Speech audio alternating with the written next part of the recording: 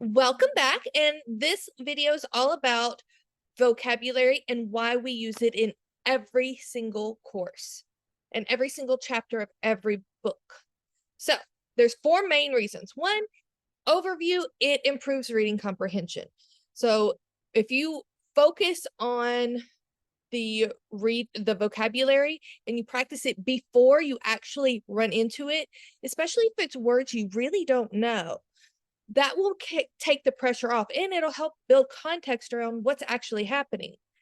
Because when you have, unless you're a way better student than I ever was, unless you're going to stop and look up that word so that you can understand what's going on. I don't have too many kiddos that want to do that. If you do, high five. That's awesome. But on the real, not too many of you are going to do that. And that's okay because I didn't do it either. So when we practice, and I only mean like 10-15 minutes before you start reading, practice a vocabulary for 10 or 15 minutes. There's multiple ways we can do that, but the reason why we do that is because if you know the vocabulary or have a sense for it, then it's easier for context clues.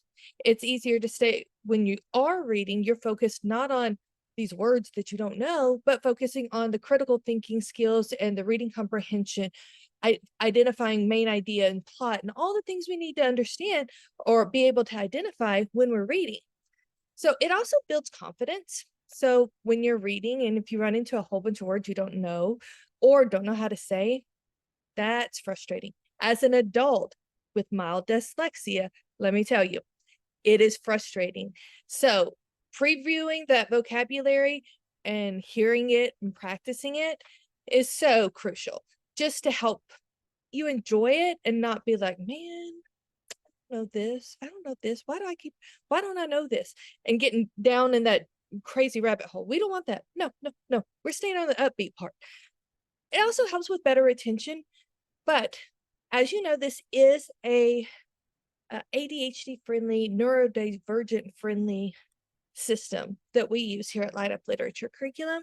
So what we really care about is making sure that we have a set structure. So you know, every course you have, you're going to have vocabulary. You know that it's there. It also helps you stay focused on just one task at a time. So when we're working on vocabulary, we are just working on vocabulary. We're not working on all these other skills. We're working on this specific skill. So it's kind of like what we call chunking or breaking it down.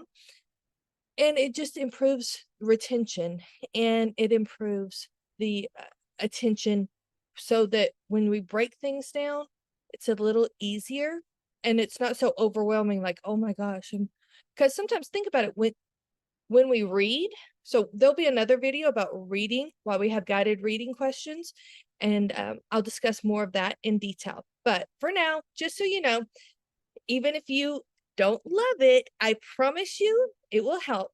And it's not just going to be like writing definitions and synonyms and antonyms. No, we've got games to make it as engaging and fun as possible. All right. I will see you in the next video or in your course. All right. Have a great day.